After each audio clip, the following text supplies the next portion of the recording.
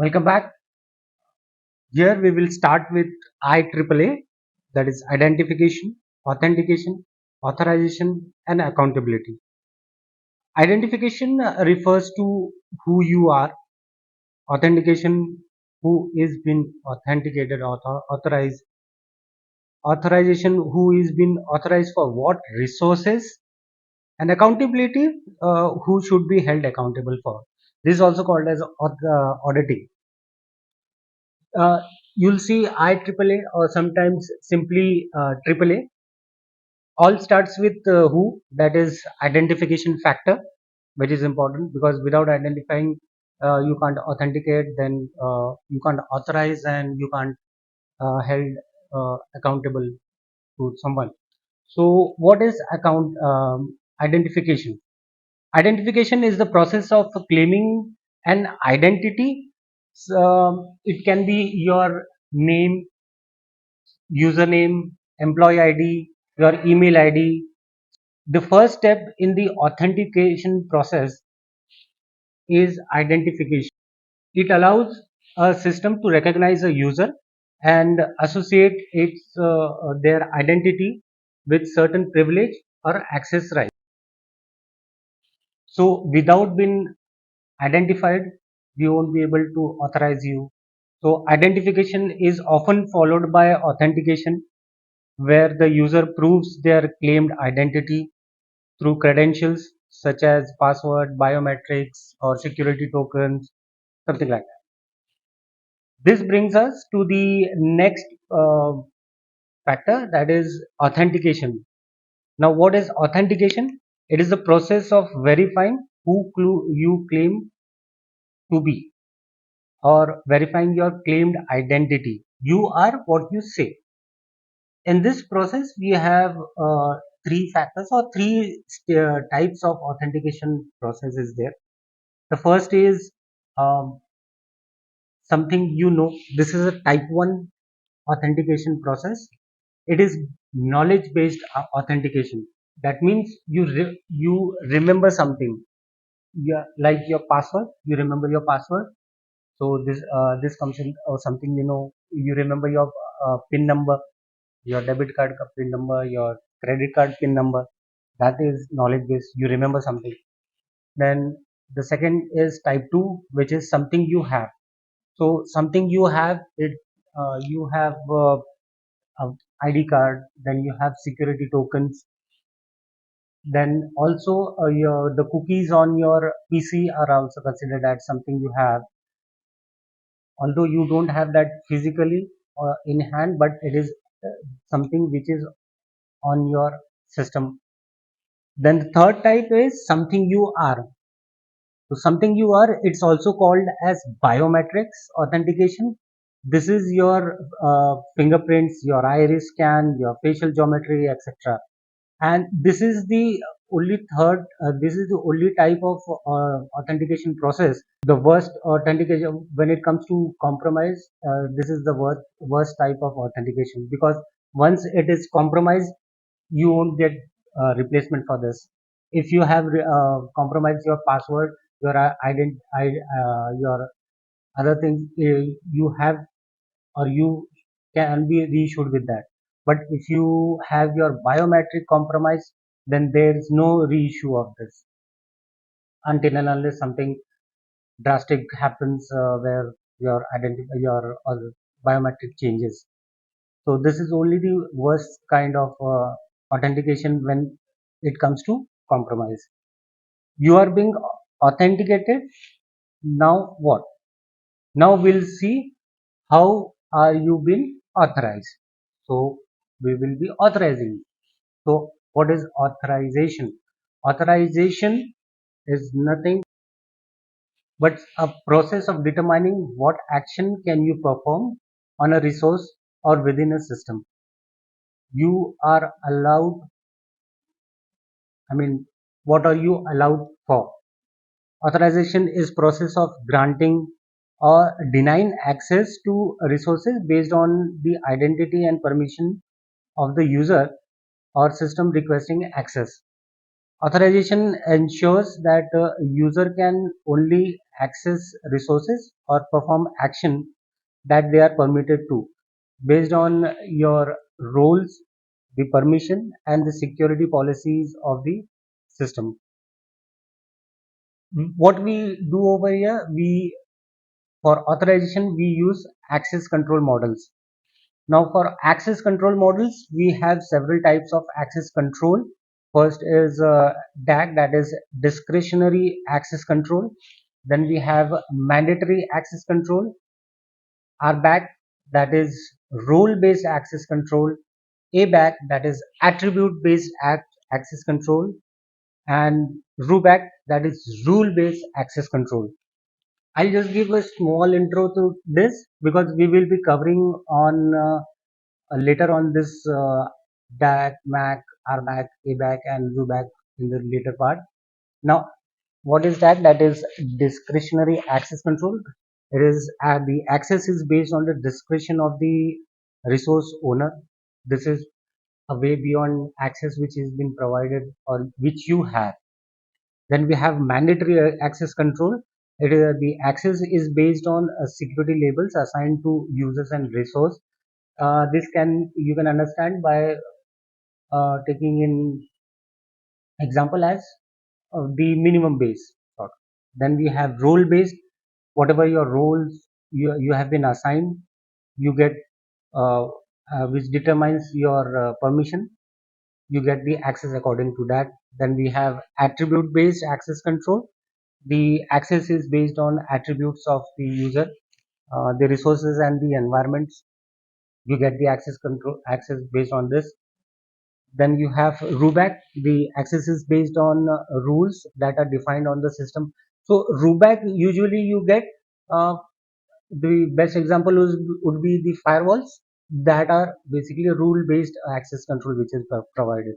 If there is rule that you will be only able to search uh, on within your network, within your organization's network, you'll get a restricted network access of the internet. So that is basically rules which are being applied to the firewall. So based on that you get the access. So authorization is a critical component of information security, ensuring that access to resource is controlled and that users can only perform actions that they are authorized to. So this brings us to the last part of the IEEE or AAA also, which is accountability. Accountability is also referred to as auditing. Accountability is a principle that individuals and organizations are responsible for their actions, which may be required to justify them for doing to others. So what it means, or we'll understand further. Accountability is closely related to responsibility. So, which is the obligations to perform certain task or duty. Accountability goes further by requiring justification and acceptance of consequences for those actions. That means uh, you can't deny of what you have done. Okay, accountability controls um, which we can put is such as logging, auditing, and access control mechanism. It helps accountability. So the key word over here is non-repudiation. Non-repudiation is the key aspect of accountability, ensuring that individuals can't deny their actions or transactions. So whatever you do, you have the non-repudiation over here. So you can't deny that. This brings us to the next chapter or the next topic, which is security governance principle. Now, security governance principles, there are certain points which we have to remember. These are just a pointers from IEEE. We have least privilege and need to know. So, what is least privilege? Least privilege is minimum necessary access which has been provided to you. Here we provide our users and systems exactly enough access they need, no more and no less. So this is what least privilege is. Whatever is required to do your work, you have been provided access accordingly. Then we have need to know. Now need to know is, even if you have the access, and if you don't need to know what it is, then you should not actually, you should not access the data. So that's why we have need to know. Then we have non-repudiation. Again, non-repudiation, ensuring that individuals can't deny their actions. It provides proof of the origin or delivery of data, and that it was received by the intended recipient. Non-repudiation here actually uses both authentication and integrity. Now, in integrity, as we have seen earlier, it ensures unauthorized modification, which binds to non-repudiation. And then we have authentication also in this non-repudiation, because until and unless you don't authenticate yourself, in the case, suppose in the case of digital signatures, you do if you don't authenticate yourself, your digital signature won't work. So once you authenticate yourself, then your digital signature works, and which proves that, or which ensures that whatever you are doing with that digital signature, you are answerable. Okay, then we come back to, or go further to, subjects and objects. So what is subject and what is object? So subject and object are terms which are often been used in access control models to define who, that is subject, can access what object in a system. So what is subject? So subject, as it is an active participant, because it is called as active because it is manipulating the object, or it is trying to extract some information, or it is doing something with the object. That's why it is an active participant. It can either be individual or application or services that is trying to access a resource. Then we have object.